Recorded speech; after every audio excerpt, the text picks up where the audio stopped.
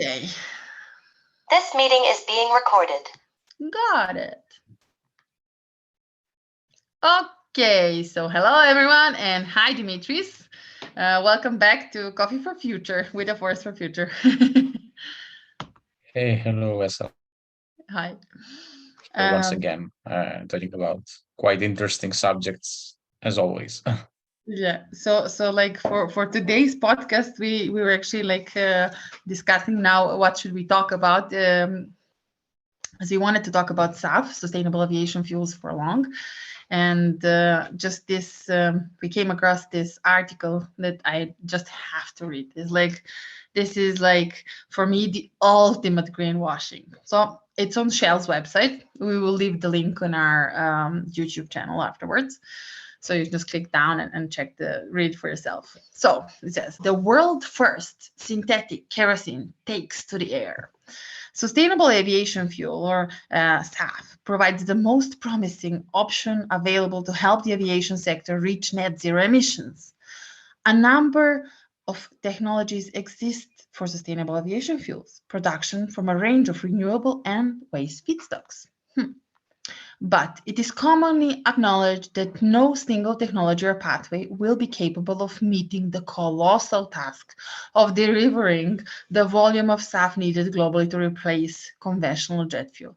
Like, just this sentence itself is so full of marketing bogus, like really. Synthetic kerosene is produced by combining captured carbon with green hydrogen made from water and renewable power. So, to start with, we are super fine with carbon capture, with green hydrogen, with solar and wind, but like just combining all of this together to get the aka sustainable aviation fuel. In 100 years, this won't happen. Like, this has so many loopholes for Shell to still pump it's like produce that is just As the availability of carbon feedstock is potentially abundant, synthetic kerosene made in this way is viewed as one of the most promising long-term options for production of SAF at volumes required to help aviation progress towards the net zero emissions. Net zero emissions, yeah. Made from water, wow, like this, listen to this. Made from water, captured carbon, and renewable energy, it has the potential to be a game changer in the future. Wow. As supply is theoretically unlimited and its carbon footprint would be extremely low. But it is yeah, like they see the flaw themselves. Of course, they're not going to market their flaw, but they see their flaw. It's going to be you get like my heart really starts to palpitate how much I get so annoyed just by reading this. This is like, wow, greenwashing at its best, like really. This technology is carbon agnostic, but short-term carbon needs to come from accessible sources. Example, captured carbon from industry and agriculture. In future decades, direct capture from air is likely to play a major role. Like they themselves are saying this is like BS, but trust us, we are on the good path. Commercializing such revolutionary technologies is, however, challenging, but synthetic kerosene took a major step forward on 8th of February 2021 when, in a world first, a KLM Boeing 737 flew a scheduled passenger service from Amsterdam to Madrid, fueled with 500 liters of certified synthetic kerosene from a non-fossil fuel source mixed with regular jet fuel. Like, what did you achieve? Basically nothing. Like, what? Mixed with regular jet fuel, 500 liters. What is that? This is nothing. Like, this is really nothing. This is not even half of its tank, Netherlands is one of the countries leading the way in Europe in development of SAF technologies, and the stimulus can produce the synthetic kerosene came from Cora von, but I cannot pronounce his name, at time head of Dutch Ministry and Infrastructure Water Management. Shell accepted the challenge with scientists at the Shell Technology Center in Amsterdam, producing the required 500 liters of synthetic kerosene in just 3 months. wow, like this is, you this like, oh my god, wow, you're just Shell is like, oh my god, they're such the best company in the world working to save the world.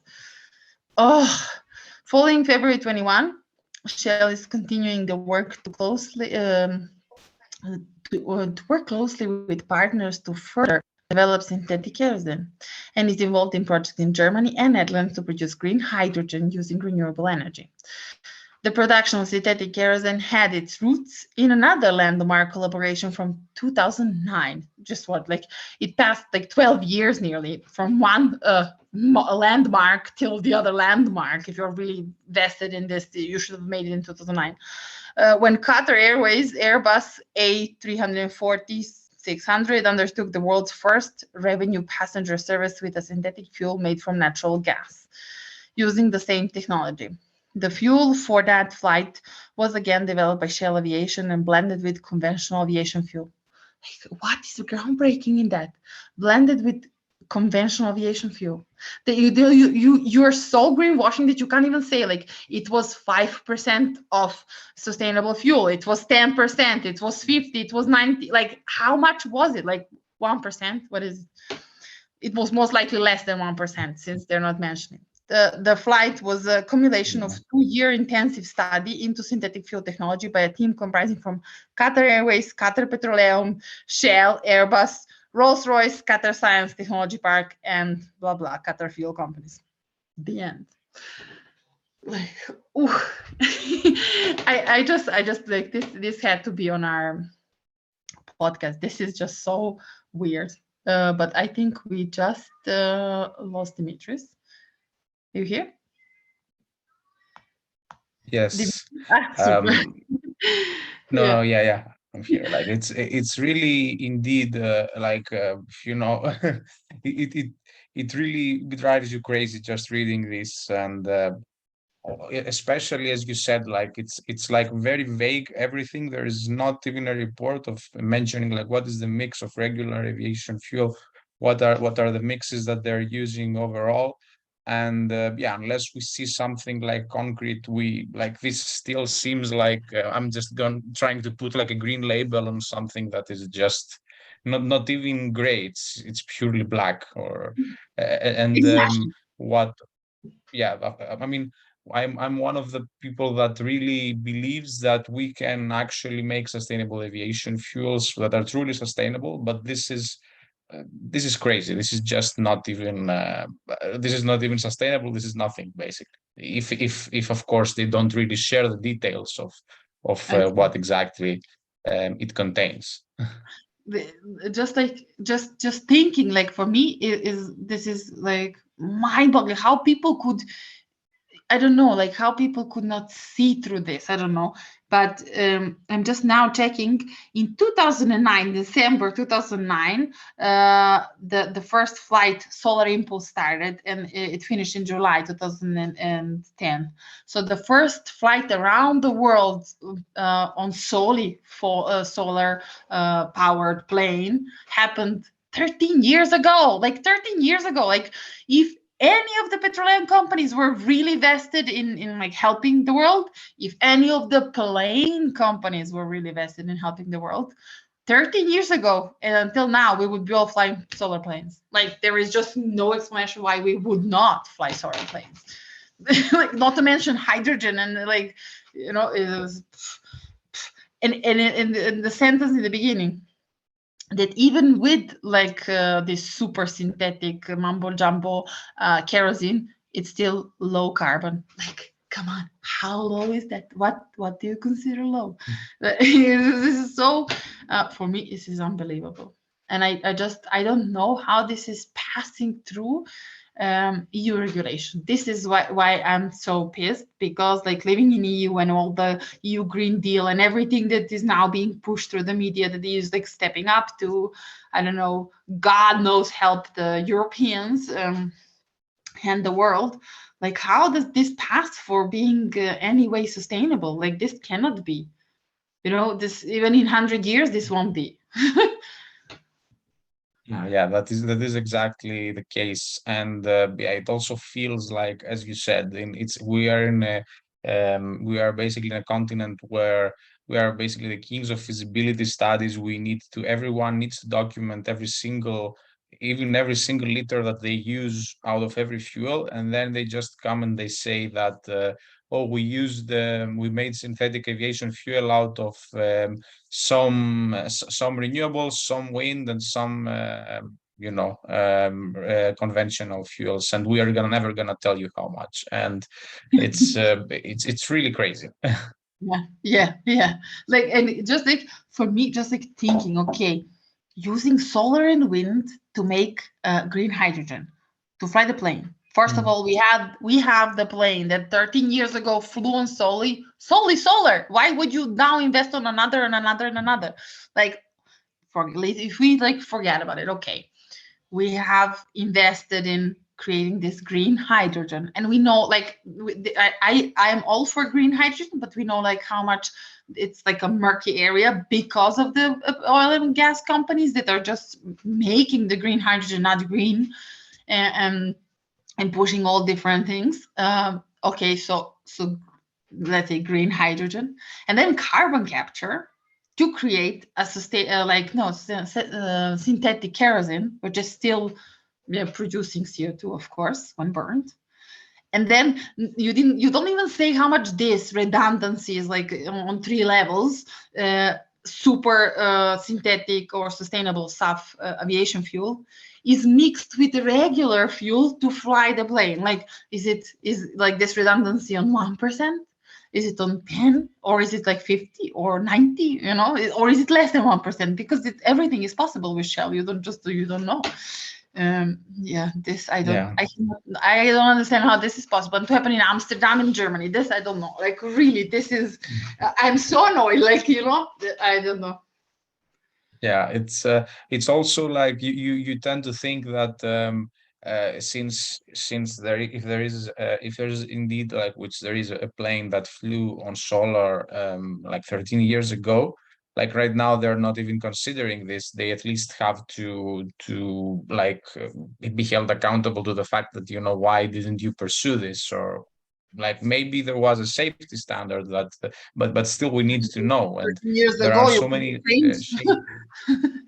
there are so many shady lines here. Yeah, like we had 13 years. Solar Impulse was 13 years ago. Like, come on. Yeah, exactly. And there are many shady lines, and it's especially disturbing because it happens in the continent where supposedly there is transparency, and we are expecting this to continue to exist, at least, and to exist for everyone, not like because you are a big company. And I really believe I really want, this is one of my biggest, let's say, wishes, that we see at least this from Shell or from these companies, because if we have to be realistic, they are the ones who have the money, the most. Like most of the starting initiatives, they rely on currently on state funding, on state subsidies. They are the ones who really can they can mobilize the funds. So unless they do something, I doubt they do something like effective. I doubt there will be the change that we want, and we will keep saying that we will never reach the targets, because it will be like this reinforcing loop, that we never reach the targets because nobody decides to really invest in these technologies. But it is really true, because like just for me, it's just looking. If we look from let's say my core engineering domain, which is architecture. So if I go back some 30 years ago and look at majority of Central European cities, Germany, Austria, doesn't matter, also Netherlands in the 70s, all of them were full of highways and full of jams and traffic jams and everything. And they were all on a very good path to be complete copies of the US cities that are now. But then a shift, there were European conferences held in urbanism and planning, and the push for the walkable city happened. for a cyclable city.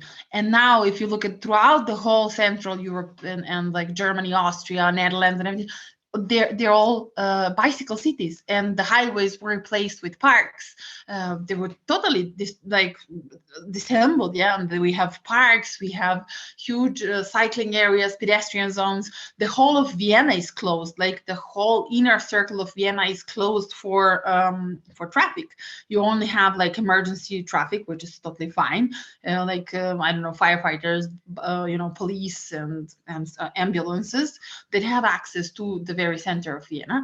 And you have electric buses and metro stations.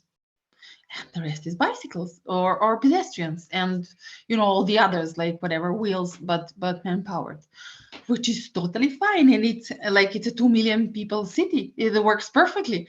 It's just one example where I live, so this is why I mentioned. But I know it's the same in Cologne, it's the same in Dortmund, it's the same in Berlin, it's the same in Amsterdam. But like Amsterdam is famously the bikeable city of the world, yeah. But this happened because there was a will, and I must say there was a political will to change it. And this is why I'm pissed, because there is a lack of political will within Europe to change the aviation industry. Because 10 years ago, 13 years ago, the Europe should have been the one to first put a stop on like super cheap air traffic across Europe, which is only happening now. To put a stop on the cheap, like on easyJet, Ryanair, Wizzair, whatever, and to stop that, and then to like properly tax them for all the carbon emissions, and to invest in solar, like to really put massive calls and massive subsidies in solar power passenger aviation. Why did that not happen? I don't understand. Like why there was no conference held by European Commission on that? Why? I don't understand. If you could change the whole cities of millions of people, why don't you change the aviation industry? It can start across European skies. Europe is small, very small, good enough to test the small solar power flights. It doesn't require to fly the whole world. You can fly for an hour, and with solar, and just this is why I get so passionate, and I get so angry. Why this didn't happen yet? Like, come on, Yeah, that's basically like one side of the situation, which is like you keep taxing, for example, petrol to incentivize people to not use cars. You keep taxing in the same sense other products that other activities that might cause emissions. And at the same time you leave this, which is basically the same activity as, for example, riding a car. It's the same type of activity, but also much more emittive. And so this doesn't really make sense. It's complete double standards. And also, I mean, the second thing that you mentioned, for example, with people not using the airplanes within Europe, at least, which is a small continent. It also needs investments in trains, and also needs, for example, what they would subsidize the aviation industry to actually provide now to train companies, because first of all, there is not the same level of infrastructure in all of Europe. For me to go from the Balkans to somewhere else, it's a nightmare compared to, for example, going from Belgium to the Netherlands. In addition, one thing is like paying for the infrastructure, and the other is actually trying to subsidize the tickets, because I think they're still very, very expensive with trains. So there are so many policy levers that they haven't even touched, just to keep the aviation industry at its current levels.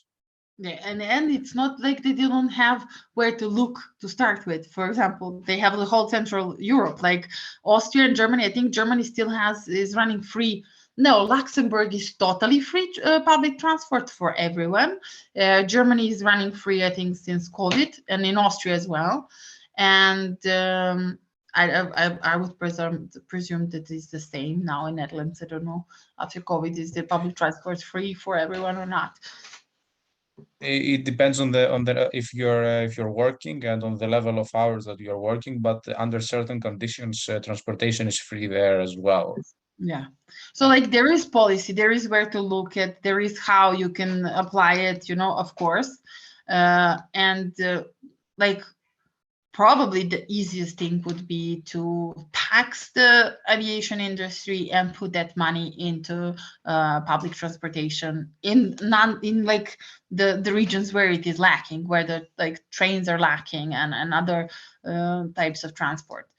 And it's like obvious to a person who is not in that domain, like I have nothing to do with this, but it's just it is there. Like, why why? Yeah, exactly.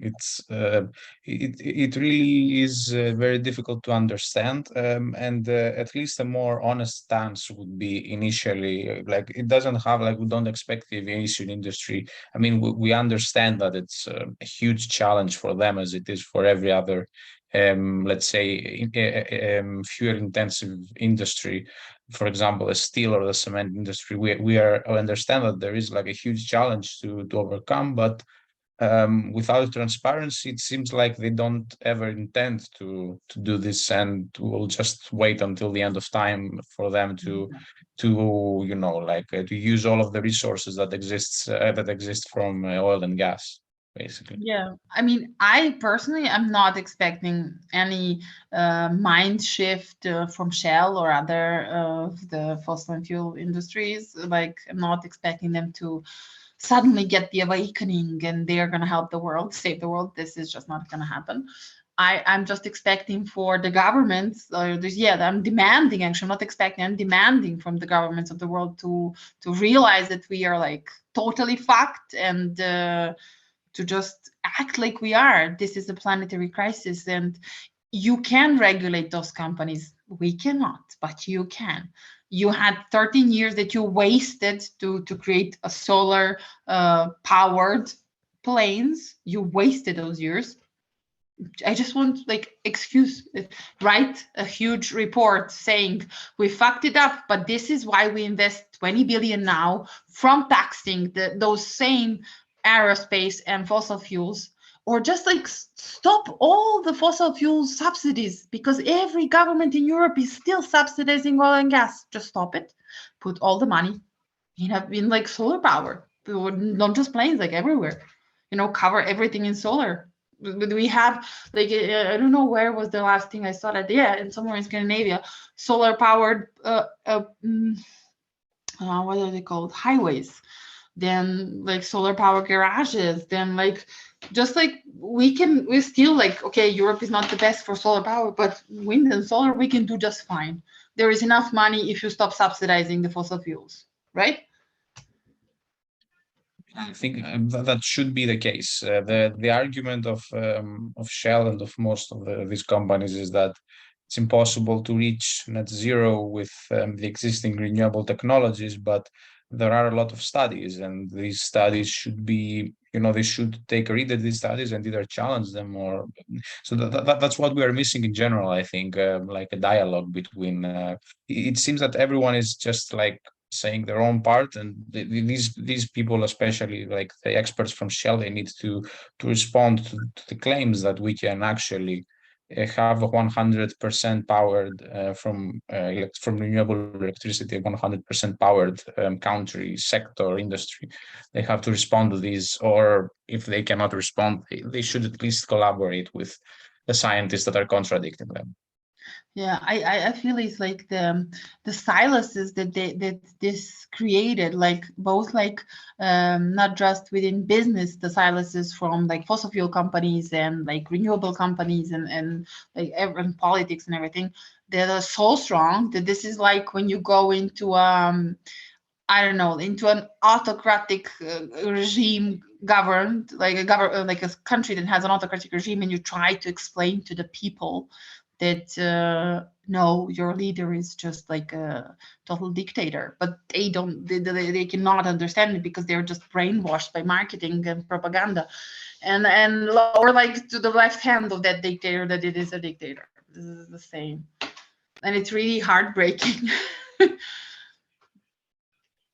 this is basically maybe for another this might take like only like 5 or 10 episodes just to discuss the power of marketing and of showing people that something is nice, whereas it might be, you know, like let's say a pile of crap, and if you just put some cologne it just smells nice, but it's still a pile of crap. So like people, I don't know how easy it is to, you know, take people off from their emotional state and try to make them realize the reality. And I think that is the most difficult thing of climate scientists, to actually convey their findings in a way that actually will make people act and demand. Because if it starts from the base of the basic population, then I think decision makers will end up doing whatever it will help them, you know, continue being in government and